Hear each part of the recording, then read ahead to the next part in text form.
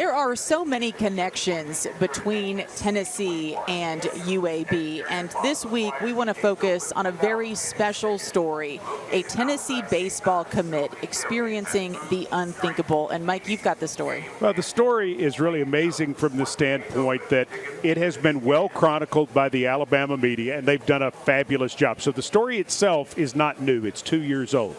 But there are two new parts to it. First of all, we want to give you an update on Grayson Pope, the subject of the story, and the connection between the two football foes set to play here at Neyland Stadium today. In late spring 2023, Grayson Pope fulfilled a dream. The native Tennessean who grew up just outside of Birmingham committed to play baseball for Tony Vitello and the Tennessee Volunteers.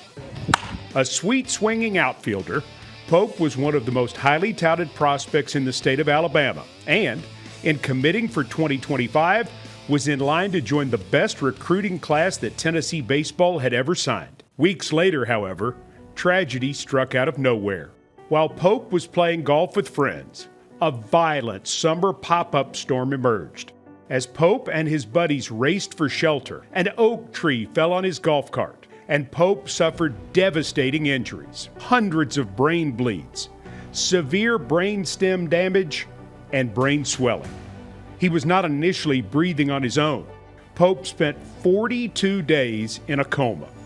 Fortunately for Grayson Pope, his new team, the medical staff at UAB Hospital, made all the right moves from the moment that Pope arrived. He relentlessly battled for his life.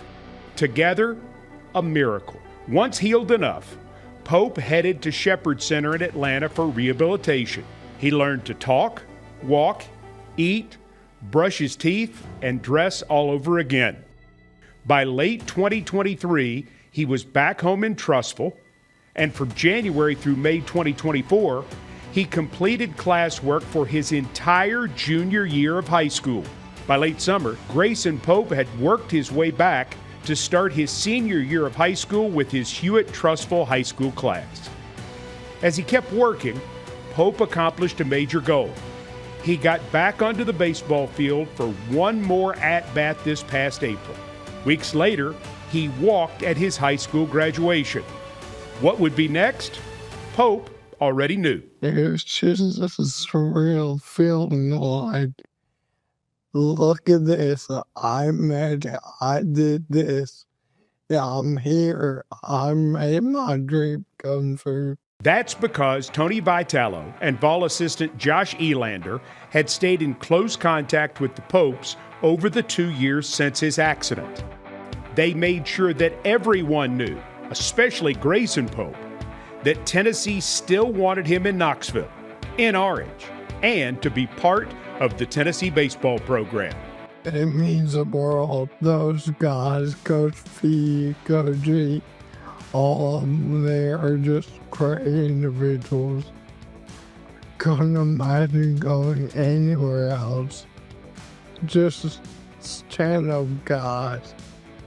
But they said, we're going to come here. And everything that happened, they still want to come here. It's just very stand-up, like goodbye them. What would you say to people that you've learned through this unbelievable experience that you've been forced to go through? Honestly, it's pretty simple. God is good all the time. Just keep working. It'll work out for you. Today, Tennessee plays host to UAB in football. For the Pope family, a victory for the Vols is a must, but they do have a soft spot in their heart for UAB because a bunch of medical professionals who wear Blazers gear saved Grayson Pope's life.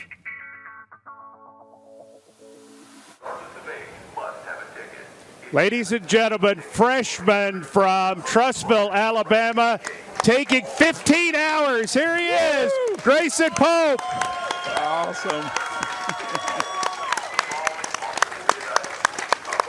You did it, my man. Way to go. Thank you. All right.